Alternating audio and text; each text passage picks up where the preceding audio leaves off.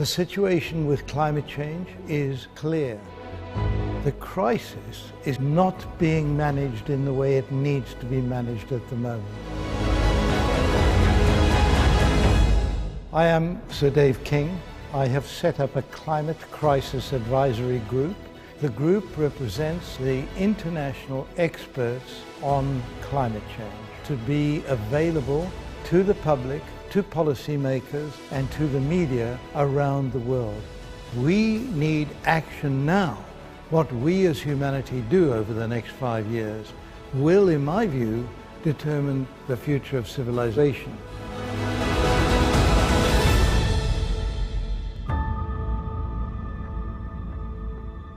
Hello and welcome to the final CCAG public meeting before COP27. This year's edition will see representatives from 198 countries descend on Sharm el-Sheikh in Egypt for the first ever African COP. Now, it's only a year since the same countries came together in Glasgow, and in the 12 months since, the climate emergency has continued to strengthen its hold on the world. Now, I want to take a brief moment to highlight some of the very real consequences that we've seen in that period. So we've seen total devastation in Pakistan, where floods left over 1,700 dead and 2.1 million people homeless. This summer, Europe experienced its hottest summer in history. Extreme heat also hit India and China, with 50 degrees being touched on 3 separate times in Delhi.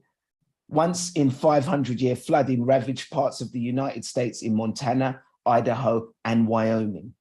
Wildfires have also gripped parts of the US and Australia, leaving thousands homeless. And Typhoon Hinnamore has reportedly caused over $1 billion of damage to Japan, South Korea, and other parts of Southeast Asia. And whilst I'm sitting in my office in London in October, late October, it's 18 degrees Celsius outside. Just unusual, not normal circumstances whatsoever. And you know, this list only scratches the surface of the impact and the devastation seen over the last year. That is the stark reality of what happens when we have inaction from governments around the world for decades. So it's against this backdrop that today we'll be asking not only what can and must be delivered at this COP, but how. So before we get started, let's introduce our guests. We're delighted to be joined by a range of experts in their field, starting with research scholar at the New York University School of Law, Aisha Siddiqa. We also have co-founder of the Arab Youth Climate Movement in Qatar, Nashida Shafi, Fridays for Future activist, Kabila Jonathan Obo, and finally, youth envoy to the COP27 president, Omnia El Omrami. But before we kick off our discussion, I wanted to turn first to Professor Johan Rockström. Johan, you've had a great deal of experience with the COP process. And in your opinion, Johan, what must we see this year? Yeah, thanks, Ade. And it's, I think it connects to frame Sharm el-Sheikh, just 10 days away from your intro, that 3 forces actually collide when the world meets at the 27th COP meeting in Sharm el-Sheikh. So number 1 is 1 more year of extremely costly in human lives and economic costs of extreme climate impacts. But the second one is the non-delivery of the Glasgow Climate Pact. All the agreements of COP26 in the UK last year are not being delivered upon. And the third one is the geopolitical instability in the world. The war in Ukraine, inflation, economies running into recession, and this inability of the political leadership to keep momentum on climate action in a situation where they're pushing on panic buttons on energy provision and all forms of efforts to kind of put a brake on negative developments in the economy. And these 3 forces will be colliding when we meet in Sharm el-Sheikh. And let me just walk through Number one, what did we agree in Glasgow? Well, the Glasgow COP26 pact is really important because it is a mandate to cut global emissions by half by 2030. So this is now written into the agreement, and that is only now soon 7 years away, and we know that emissions continue rising. So this is a big drama that the impacts that you lined up here in the beginning are, they will just continue to escalate in severity and frequency because we're not delivering on the mitigation pathway that we agreed upon in Glasgow. Moreover, a very important agreement was made in Glasgow of reducing methane emissions by at least 30% below 2020 levels by 2030. That was a massive effort. 111 countries participate in this pledge, representing half of the global emissions of methane. And unfortunately, we learned yesterday that not only are CO2 levels rising to record levels, but also methane levels. So we're not delivering on that pledge either. Then we have the third big breakthrough in Glasgow, which was the agreement to halt and reverse forest loss and land degradation by 2030. This was agreed upon in a very wide collective way, and we're also here failing to deliver on that pledge. And then finally, we have over 70 countries, many of them proudly announcing in Glasgow that they will follow net zero pathways, meaning meeting net zero targets somewhere between 2050 and for India 2070 was announced in Glasgow. This is very significant. Over 70 countries now have net zero pathways. It's just that we're not following them. So as you can imagine, when we meet in Sharm el-Sheikh, there will be a huge disappointment on the lack of delivery on all these, more or less science-aligned pledges and decisions made in Glasgow. So that's number one. But number two is that this is, as you pointed out, Ade, the first African COP. The Egyptian government has made absolutely clear this will be the COP for adaptation and the COP for loss and damage. Loss and damage has been a topic, a very sensitive topic, for 30 years. I mean, since the United Nations Framework Convention on Climate Change was established, it is the whole agenda of compensating for climate change damage. And as you pointed out, this is now escalating to a very high degree. You can just imagine what would happen with the Pakistan delegation coming to Sharm el-Sheikh with having 30% of its country underwater. The V20, the Vulnerable 20 Countries Forum, the Vulnerable on Climate Ministers, have calculated that they have now a bill of $525 billion on climate impact, $500 billion, 5 times the amount of money we're pledging for the Green Climate Fund. Developing countries have been estimating that the level of the bill by 2030 is another $500 billion. The African Development Bank have estimated that African nations alone are losing 5 to 15% of their GDP annually because of human-caused climate impacts. You can just imagine the sensitivity and delicacy in this dialogue in Sharm el-Sheikh. Many efforts have been made to find solutions here.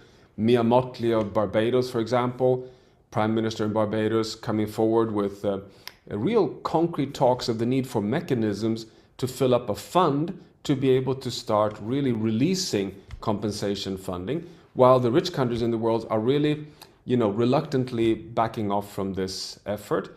The G7, together with V20, to close this recently, just a few weeks back, launched this idea of a global shield, meaning an effort of having funding to be released as an insurance type mechanism to protect countries from climate impacts. But I can assure you that this will be one of the big items in Sharm el-Sheikh. And the reason why I started with the mitigation pathways is that I really hope that COP27 will not drown in a fight over loss and damage and lose sight of the need to decarbonize the world economy, because that's the only way to reduce loss and damage on the longer term. Thank you so much for that, Professor Johan. I don't want to say this, but the COP process always seems so frustrating. It seems like there are so many angles that are holding us back. And just trying to find a way of making it work so we can push forward is something we're all crying for, because this is the big hope. COP is the big hope. I'm going to move on to our first guest here. And first up, I'd like to give the floor to Aisha Siddiqa. Aisha, really, really good to have you here. We'd like to hear some of your thoughts before you give us your question to the panel. Welcome, Aisha. Thank you so much for having me. I am Aisha. I am Pakistani American, and my thoughts for Dr. Rockstromm's summary is that it's really, really clear that commitments, promises, and actually putting where one's money where the mouth is where we're lacking internationally. This COP is older than I am, and I can see that so clearly. And with as a Pakistani, with all of these forces colliding, and the fact that loss and damage finance is still a topic of discussion or debate is really interesting to watch, because the Santiago network is still yet to be established. The way that the money is going to be allocated is still yet to be established. We can talk about numerics all day, 100 billion, 200 billion, 500 billion, but unless we figure out how to get the money to the people who need it, the monies are they're just numbers. So my question actually is on a separate angle, and it's actually understanding that the Secretary General is pushing for early warning systems and to be established in most every country by 2025.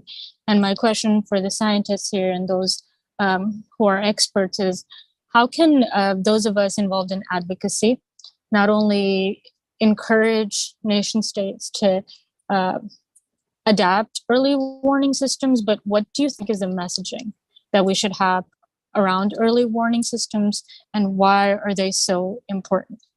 Yeah. I mean, it's must be pretty pertinent to the situation in Pakistan, your home country as well, early warning systems. So, I can understand why you'd want to ask that question.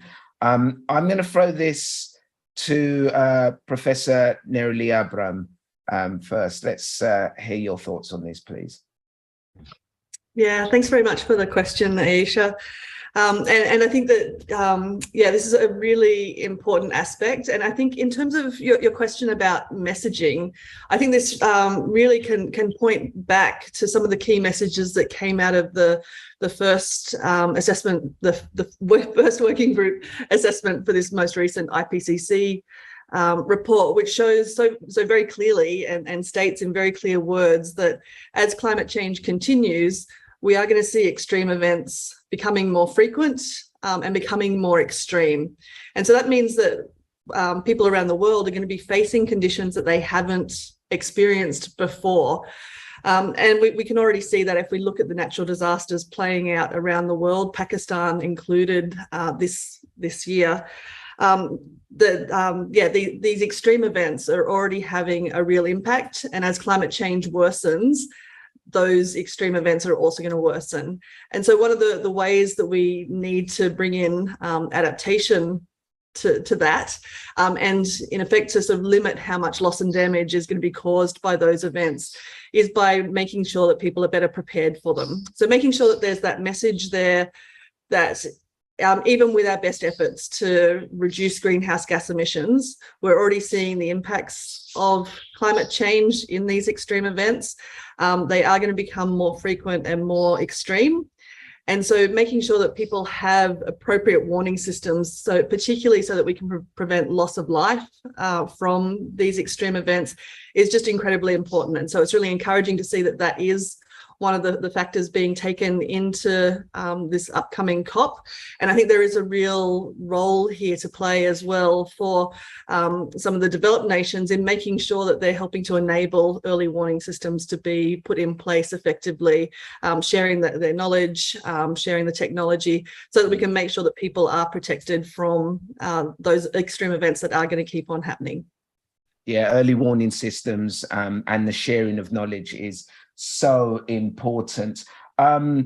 I'd see Dr. Aranaba Kosh, you've got your hand up as well. What's your thoughts on this? Thank you, Ade, and thank you, Aisha, for your question. It's not only pertinent to the challenges that Pakistan has faced in recent weeks, but also for vulnerable communities across the world. The Sendai framework for disaster risk reduction very clearly outlined that there has to be substantial increase in the availability and access to multi-hazard early warning systems. Now, one of the challenges we have with early warning is, first of all, the detailed or hyper-local granular risk assessments. That has to be the very first element of efficient public people-centric early warning, that you have disaster risk knowledge that is localized enough, that is salient for the communities we're trying to protect. The second element has to be about the detection, monitoring, and analysis of the changing nature of the hazards, because the past is no longer a predictor of the future. The third, of course, is the different ways in which the information can be communicated and disseminated, not just through official sources, but also the role of communities, including community radios, etc., to get the word out well in time. And then, of course, the development or the preparedness of the local administrative capacity. One of the things that is encouraging is, of course, the use of new technological innovations that are emerging, including augmented reality, that helps to process the data, but also to be able to understand the scenarios that might unfold. But unless we focus on these four elements and start with that hyper-local granular assessments, it'll be very difficult to get that information out well in time, not just to save lives, but also to save livelihoods.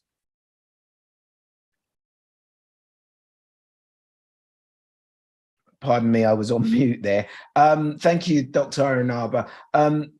Professor Chi Yi, what are your thoughts on these early warning systems? And I mean, also, how do governments, or how do we get this implemented as part of the policies for governments?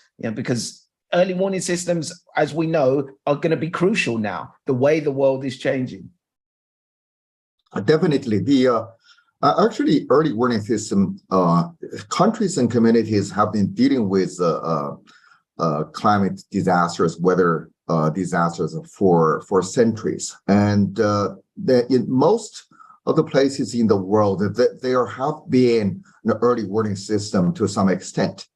It just these systems have never met the climate disasters at such a scale and frequency and severity. And that is the early warning system that nowadays we are talking about, to have early warning system really to respond to the severe weather extremes, climate extremes. And that's the first point. The second point is, even though there's some places that there are early warning systems, it's very important for different cities, different countries to learn from each other. I'll give you one example.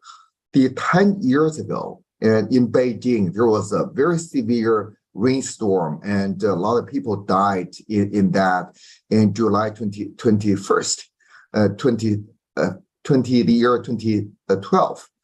But then last year, there was a very similar weather event. A rainstorm happened in Zhengzhou, central China. It just the scale is much bigger. More than 500 millimeters of rain poured in that one day. And Zhengzhou was supposed to have a similar early warning system, but it didn't really work.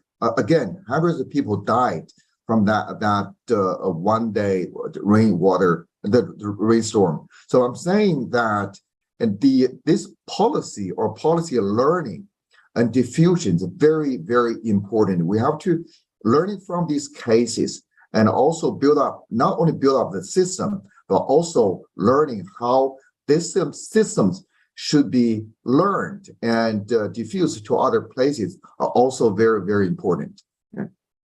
Professor Chi, thank you. Professor Lavanya Rajamani, what are your thoughts on this, please? Thank you, Adi, and thank you, Aisha, for an excellent question. I just wanted to follow up on one aspect that was raised in Nerli's comments, in particular about the importance of early warning systems in relation to preventing loss of life. There are human rights implications to this, and there are human rights obligations that states have under multiple international treaties. And the recent decision of the Human Rights Committee in Billy et al. A few weeks ago is particularly instructive in this regard.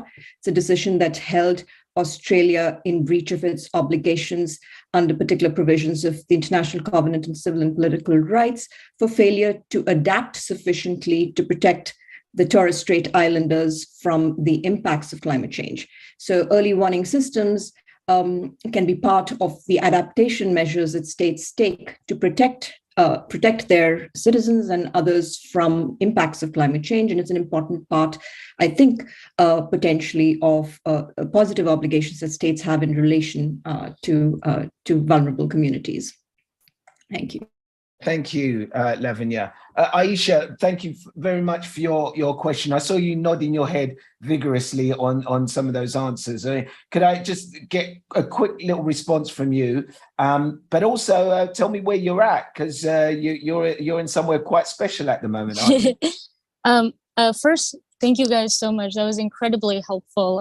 As we go towards COP, which is where I'm headed in a few days, the topic on human rights, talking about how this is going to save lives, how nations need to learn from each other, how early warning systems need to be adapted to very specific countries, is really going to help me as an advocate and my colleagues advocate for this, but also share it in a colloquial manner so that others understand and we can get more mobilization. I am currently on the Rainbow Warrior with the wonderful members of Greenpeace MENA. We're getting ready to prepare for a green market today in Egypt, and then we will, the ship will be sailing to Sharm el-Sheikh, and the amazing people that work on this ship will be going there as well. Thank you. That's absolutely fantastic. And we're really pleased that you could join us, because I'm not sure what the connection would be like out there. And also, I'm glad you're in calm waters as well. Thank you so much, Aisha, for your question. Okay, I'm now going to give the floor to Nishad Shafi. Now, Nishad, it's great to have you here at your first CCAG public meeting. And would you please tell us a little bit more about your role in the Arab Youth Climate Movement and what you'd like to get from this COP, along with your question to our members, of course. Thank you, Ade, and thank you for the invitation to be here. So basically, Arab Youth Climate Movement Qatar is an advocacy group where we push our governments and the community to come educate around climate action and climate change issues from a broader perspective from this part of the world. It's a youth-led organization, completely voluntarily, and as a registered association, we've been working along with communities over the past 5 years. As we heard the concerns here on the climate impacts and early warning system, I want to also highlight even the MENA countries are also very vulnerable to climate change impacts. Not necessarily that, being a very hot and a desert country, UAE had a flooding which killed 11 people. Can you imagine a country which is a desert country has 11 people killed of heavy rainfall, flash flooding? So it's not just some of the countries close to the sea, some of the countries' vulnerabilities because it's a hot country or it's a Mediterranean or a tropic country, doesn't make any difference. So this is something many of the Gulf-rich countries have to now look into, how they can maintain, understand that sort of flash floodings happening because of changing climate. So it also goes to the other side also. Extreme temperature makes it super inhabitable for the people here in a decade's time. This message doesn't come from this part of the world, unfortunately. And this is something also, part of my question would be why that sort of urgency for climate action from this part of the world doesn't come, even though we know the COP will be coming to UAE next year in Dubai. This would be some serious questions. The IPCC report says that MENA region would be inhabitable in a decade's time. So where are people going like us to go? Are we going to become the climate refugees? So this is my basic thought points before I start my question. So my question is on larger on the global south understanding on the climate fund. We know the climate fund is nowhere where we have to be. And given now loss and damage funds have been coming into the picture, like Johan mentioned here, We don't have to divert, but it's the most important topic too. Many of the countries who suffer now have nothing to do with climate change. They are the least to do with the climate change. So how do you manage the already broken $100 billion funds, which was promised long back? 2020 was something they had to become back. Then COVID and all this, the war, the inflation has disrupted all that, and on top, the loss and damage discussion in Egypt going to disrupt the whole summit as such, given where the Europe stands now since the war. Europe's push for more fossil fuel, opening up coal plants. So it looks like it's going to be a tremendous task at COP27. So how do we see on the finance part, both on loss and damage and the climate funds for mitigation adaptation, where are we and what can be achieved at COP27? Thank you very much for that question, Nishad. I'm going to go to Dr. Aranaba on this one. What are your thoughts, Aranaba? And then I think Lavanya, would you mind chipping in afterwards as well, please? I think, thank you, Nishad, for your intervention. First of all, I think the issue you're raising, even before we get into the finance part, is what will it take for different regions to internalize that the climate crisis is already here and now. And this is where I think that 2022, despite the challenges that Johan very clearly articulated earlier, is also an opportunity for us to realize that it's not just one or few regions, but it's a pattern now across the world, manifesting in different ways. Somewhere it's flood, somewhere it's extreme heat, somewhere it's drought, but it is unfolding literally as we speak.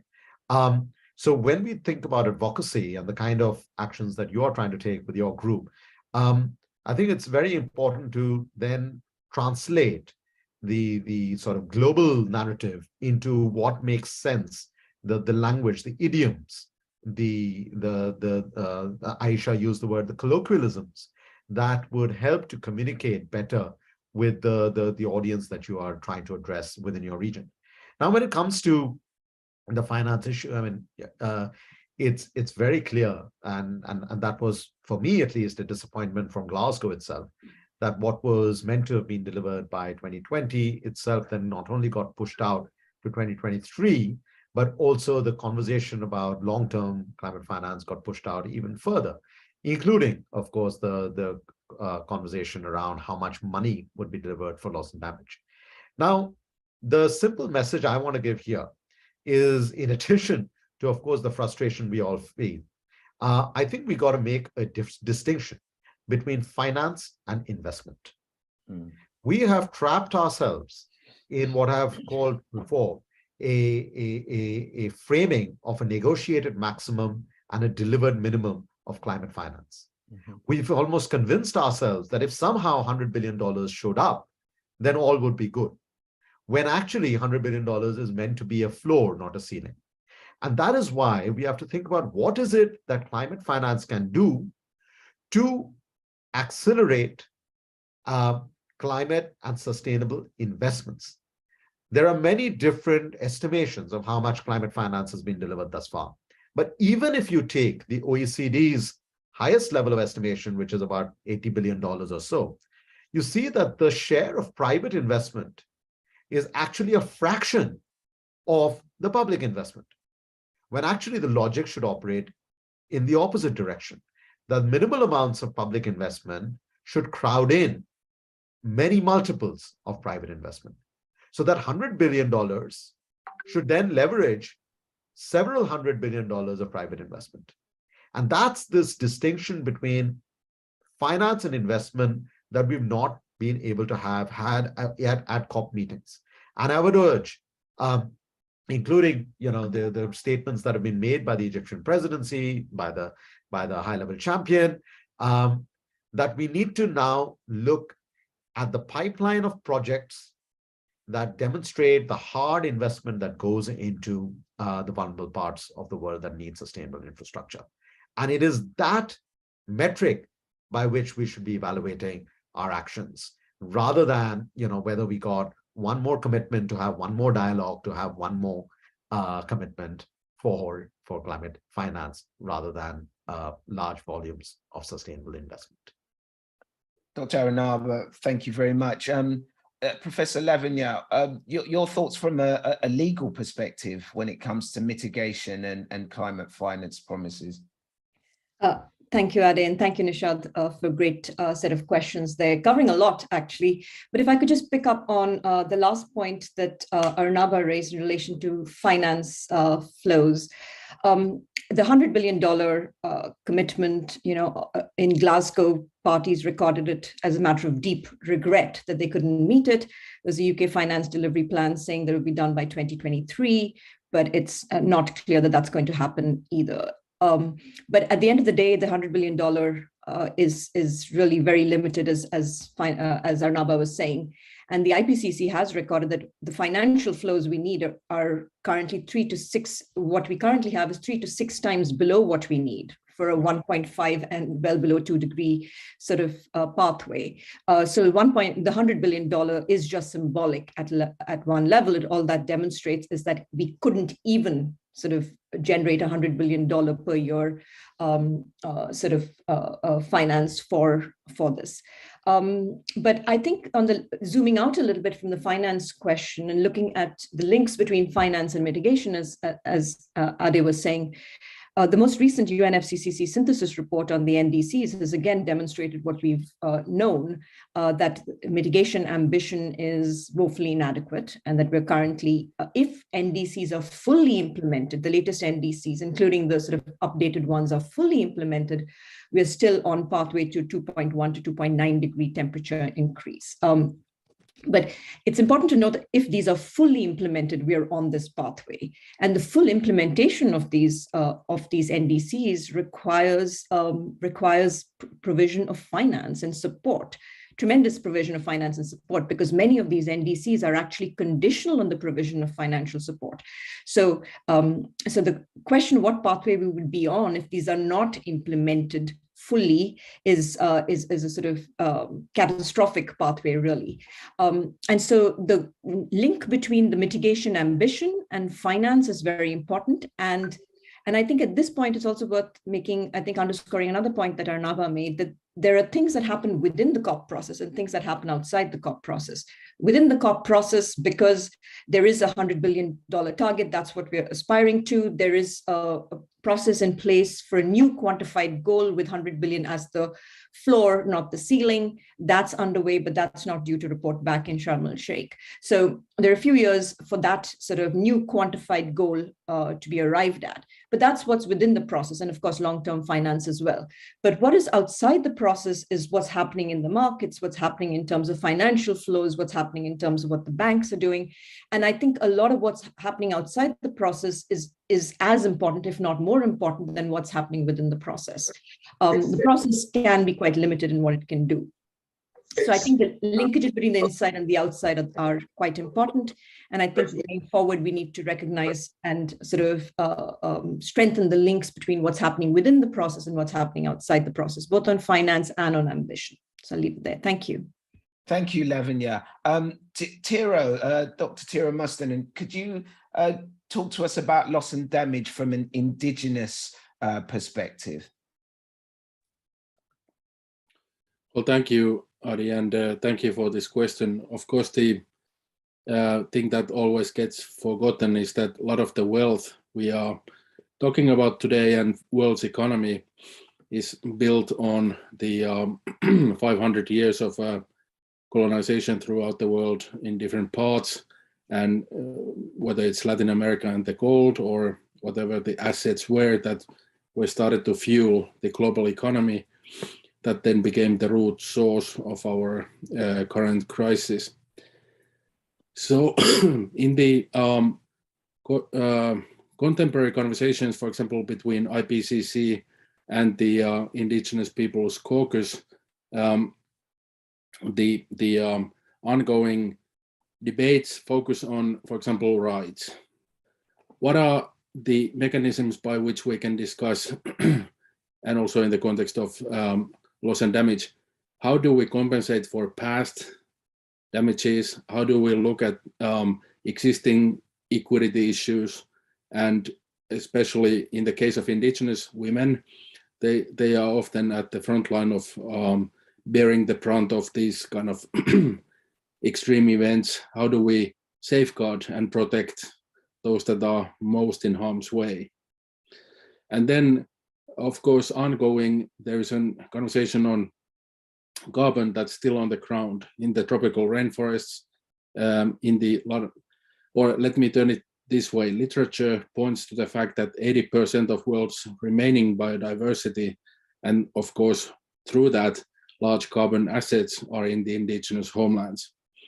Yet most of those remaining habitats are insecure in the terms of no legal rights, no governance, no protection for the people that have been the stewards of those landscapes.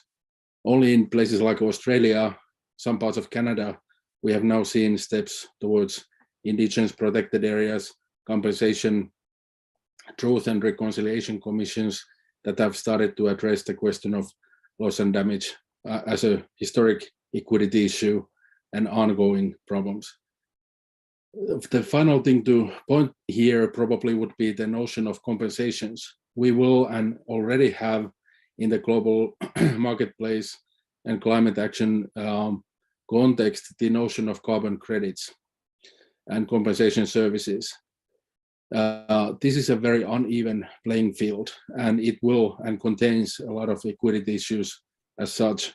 And when damage is being compensated or emissions or whatever naughty things a company or a government might be doing, it's extremely hard to safeguard equitable and just link to those issues. I'm not expecting us to come out of the COP27 with a solution regarding indigenous peoples and loss and damage, unfortunately. But those are some of the points that have to do with the issue. Thanks. Thank you, Tiro. Yeah, it's slightly. Once again, you bring up those frustrating points with COP. But Nisha, thank you for your question. I hope our panel were helpful with those answers for you, and we hope you'll join us again at the CCAG meeting. We're going to move on to our next guest now, Omnia El Omrami. Omnia, welcome, and please tell us a bit more about your work and also give us your question for the panel, please. Yes, so hello everyone. Thank you so much for having me. The discussion has been so rich and important. I've been taking a lot of notes.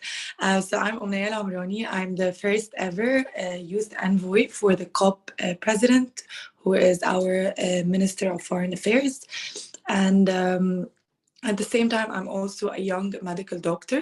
I'm doing my residency in plastic and reconstructive surgery, but I've been involved in the climate space for over 6 years, attending the last 3 COPs and advocating for the health impacts of climate change, as well as the health co-benefits to climate action, and trying to find a powerful health argument to drive climate commitments and pledges.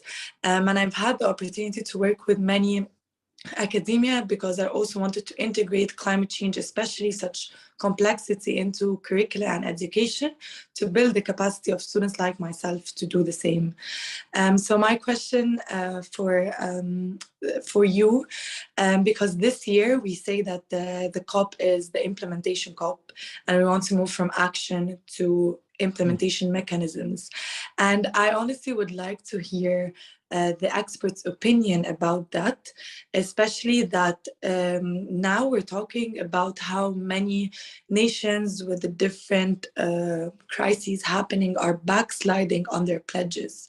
And we, at the same time, we've talked about the climate finance and how we're still far ahead, but there's also a lot of what I want to hear from you is that how can we, as young advocates, but also experts at COP, drive the necessary, urgency in coming to a good COP outcome, in that sense that we would actually say this is an implementation COP, especially that we also, as young people, but also as the ones that we have the evidence, how can we translate the powerful evidence that we have that is on our side when it comes to taking urgent climate steps into driving a good COP outcome.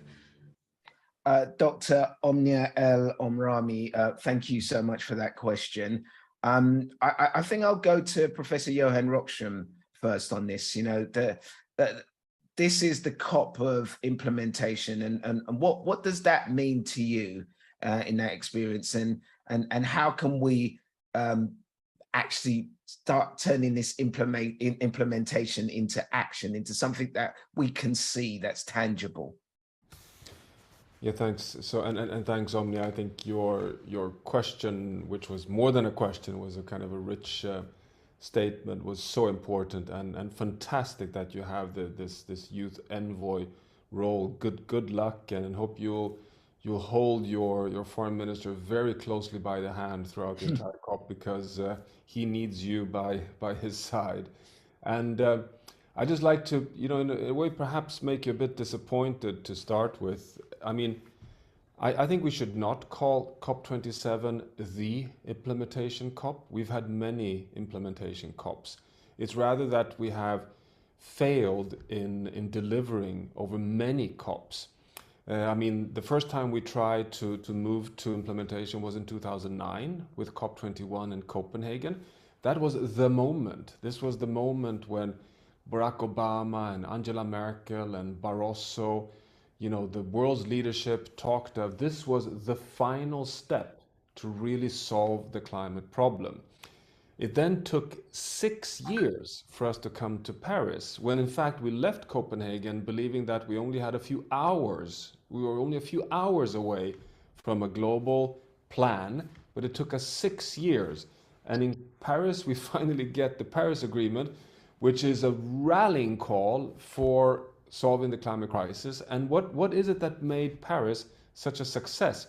Well, it was because civil society, the business community, city mayors, everyone came together and put constructive pressure on the political system. And now we are in 2022, 7 years after Paris. I mean, it's just incredible. And we're still talking about moving towards implementation.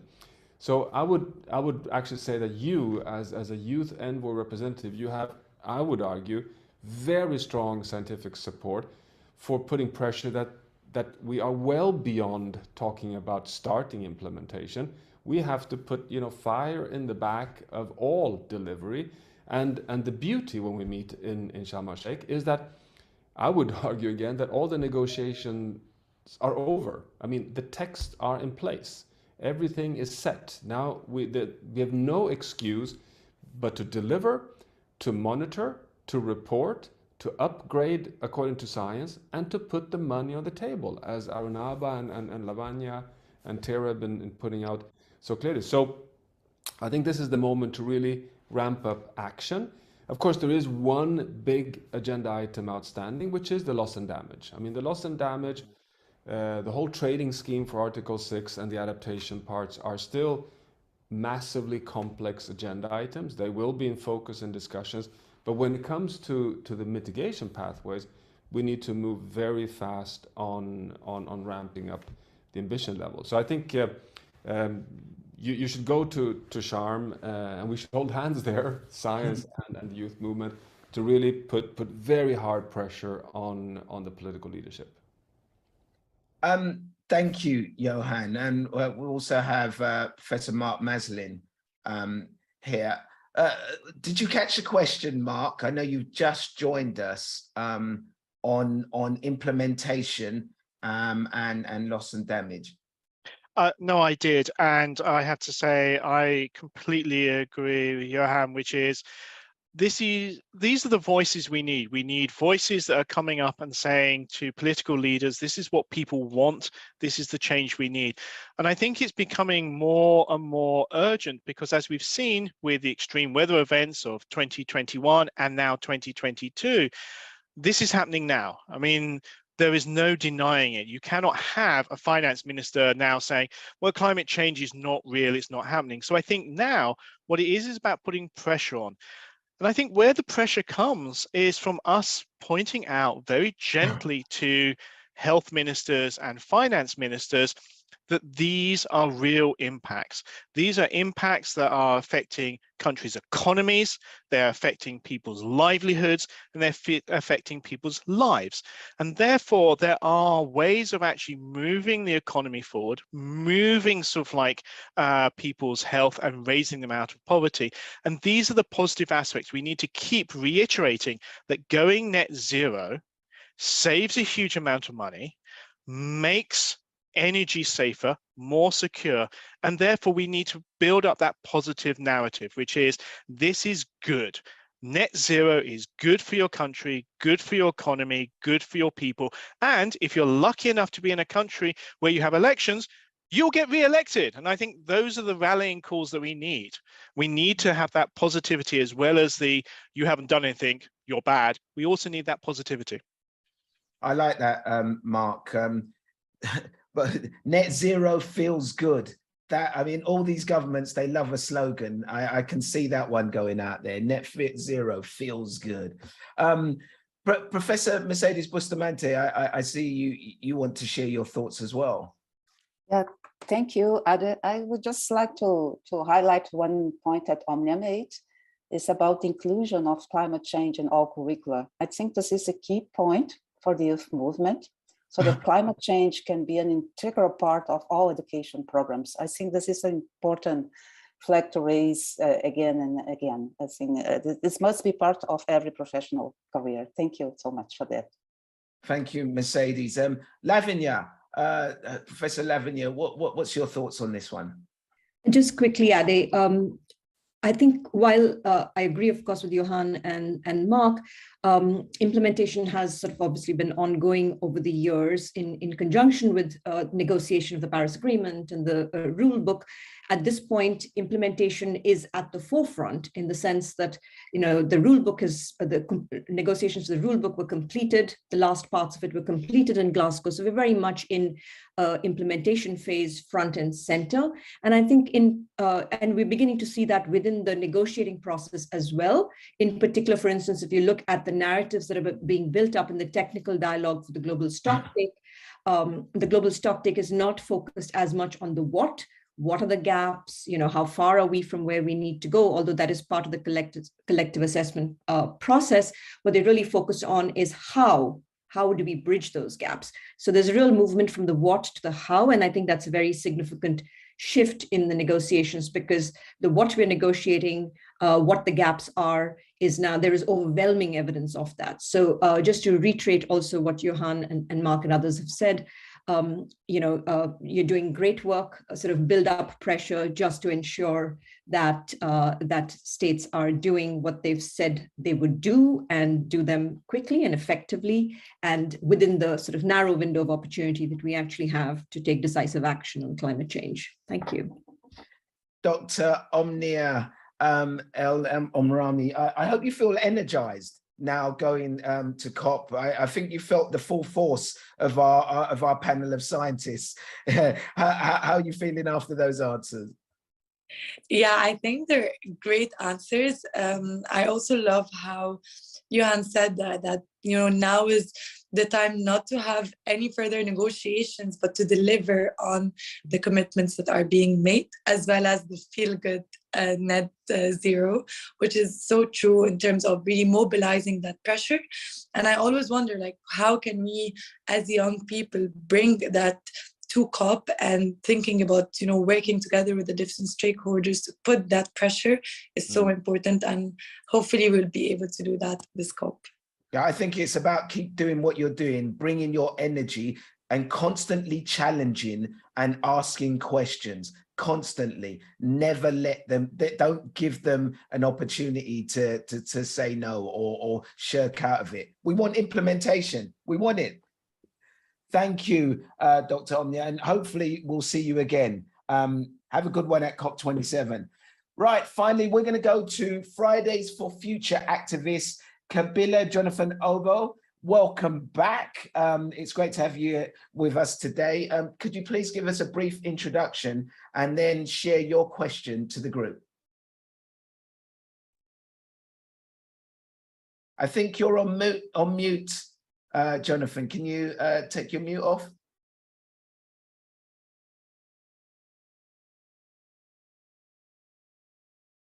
still can't hear you. I think we're having some technical issues there. A little problem with audio. Let me see if I can find your question.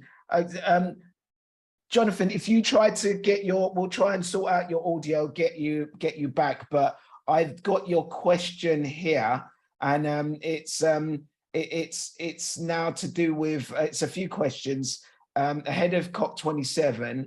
What must we do to address loss and damage? There's a running theme to today's panel. The use of fossil fuels, climate finance, and especially climate finance for the most affected countries. So that's Kabila Jonathan Obo's question. Who in our panel would like to take that up first?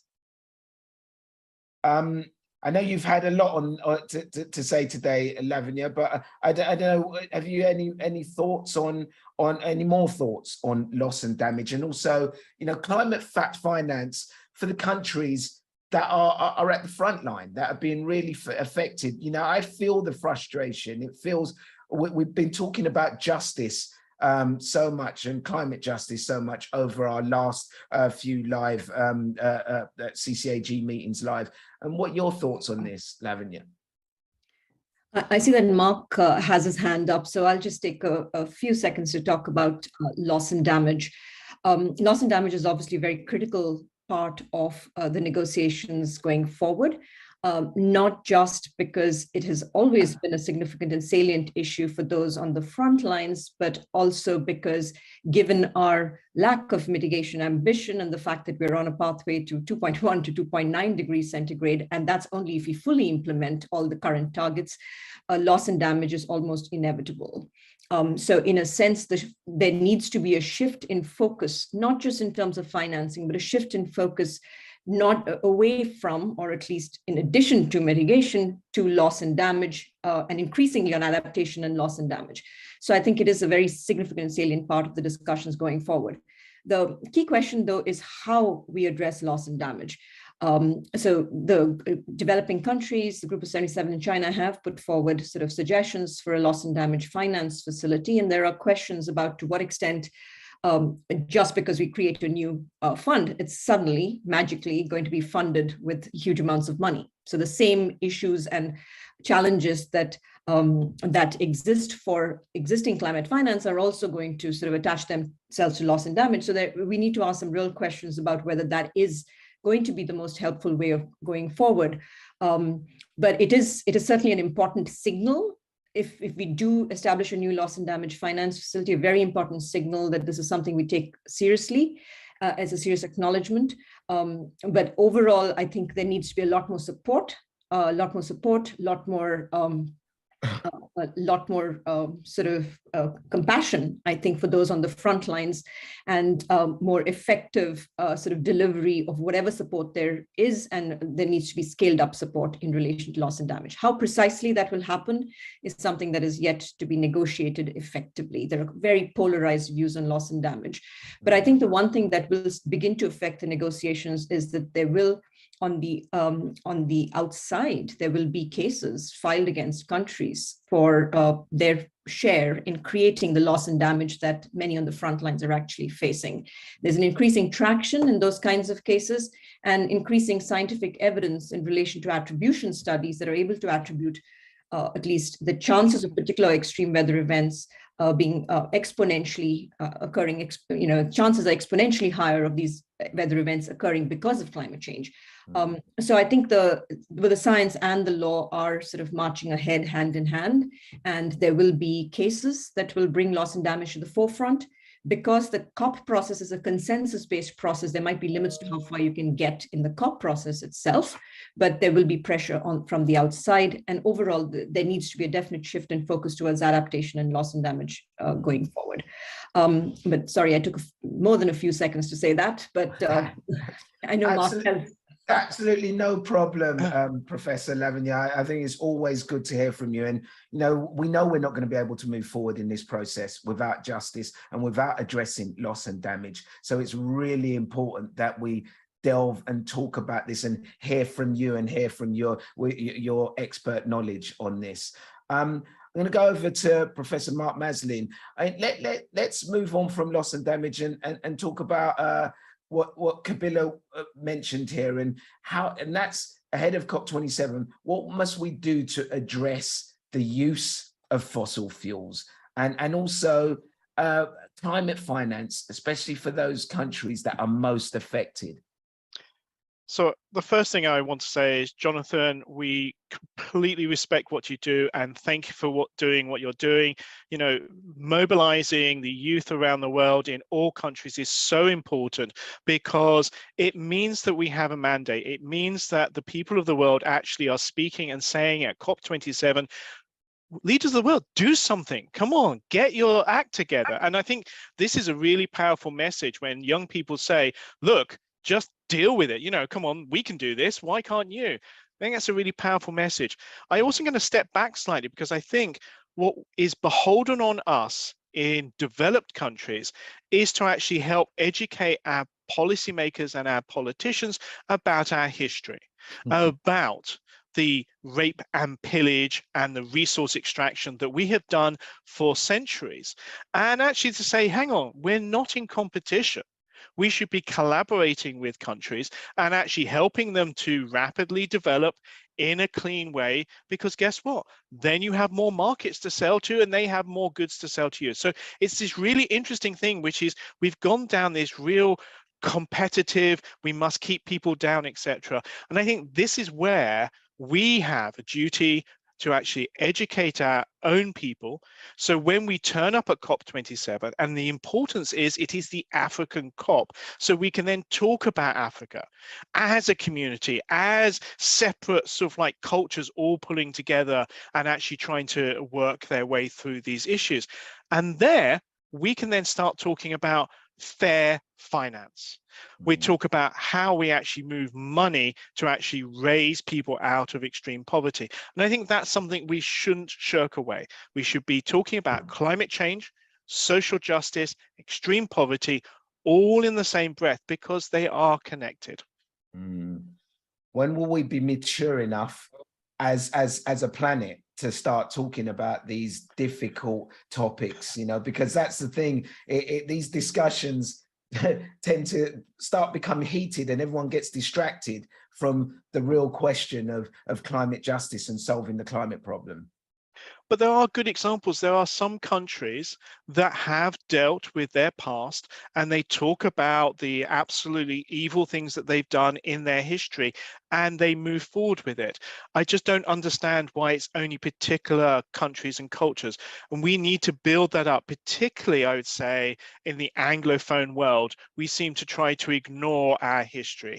And I think that's something which is a great shame because I think by embracing our history, we can do a much better job at looking after and financing everybody in the world.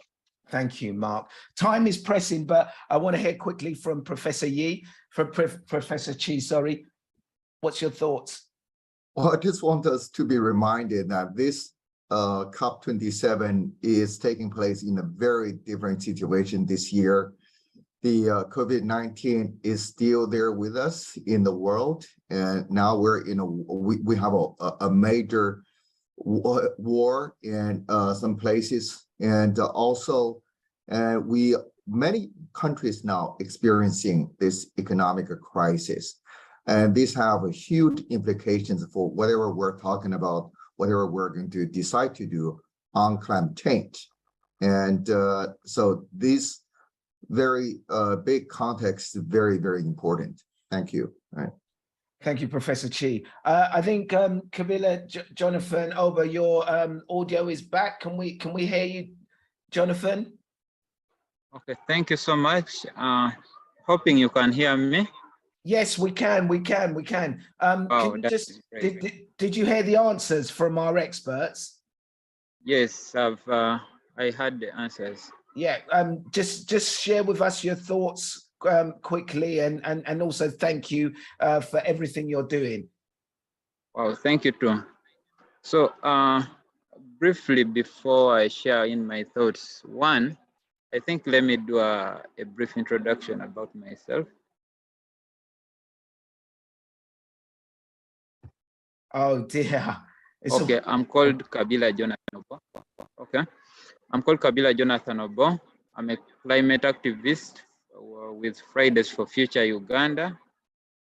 And also I am a fellow with Teach for Uganda. Briefly, Teach for Uganda works at promoting access to quality education in rural communities. And right now I'm in one of the rural communities. And that's why I had a bit of network challenges, but thank God I've been able to work on it. So a brief introduction about why I chose this area of concern in regards to climate change is Uganda is currently, the government of Uganda is currently doing a project on oil that's called COP. In full, it's called the East African Crude Oil Pipeline Project. And this project here is causing harm. We believe that it will cause harm both to humans, but also to wildlife and aquatic life, because it's going to be the world's longest heated oil pipeline. We are seeing other projects still in the country, like the Tilenga oil project, among others, and other parts of the world. Other parts are also still moving towards the use of fossil fuels, giving an example of the UK, which its government has offered the new North Sea oil and gas licenses, despite the climate action concerns, and we believe this is really against the 1.5 degrees Celsius commitment that we all have to work towards. So that's why I drove in my questions, especially the second question about recommendations of the use of fossil fuels. How will COP27 view it, or in which perspective will COP27 look at how they can slowly raise away or move away from the use of these fossil fuels, because they are one of the world's most greatest causes of green gases and pollution in the atmosphere. So I'm so grateful of the different discussions and recommendations given, and I'm still looking forward to listening to more. Thank you. Thank you so much for that, Kabila Jonathan Obo. Really glad we got your sound back. And look, unfortunately, time is against us in today's live stream, but I really want to pick this up in a future live stream. I hope COP27 goes well, and hopefully, Jonathan, we can talk about what is going on in your country and other countries in Africa moving from fossil fuels. We can talk about that more in detail soon. We have discussed this in previous episodes of the live stream. Last month's episode, we talked about a carbon-free future, but I think we'll definitely come back to this. And we're absolutely grateful for having you on this week, on this month. Thank you, Jonathan. All right, that's all we have time for. Now it's over to the leaders and policymakers to find a fair and equitable solution in Sharm el-Sheikh. As always, thanks to all of our guests for their brilliant questions, and to everyone for tuning into our live stream. If you have any questions for our scientists, please do get in touch via our social media channels, and we'll look forward to seeing you after COP for our breakdown of the summit in our next meeting on the 24th of November. Take care and bye for now.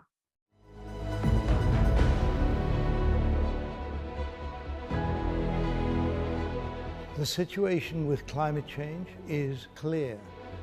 The crisis is not being managed in the way it needs to be managed at the moment. I am Sir Dave King. I have set up a climate crisis advisory group. The group represents the international experts on climate change to be available to the public, to policymakers, and to the media around the world. We need action now. What we as humanity do over the next 5 years will, in my view, determine the future of civilization.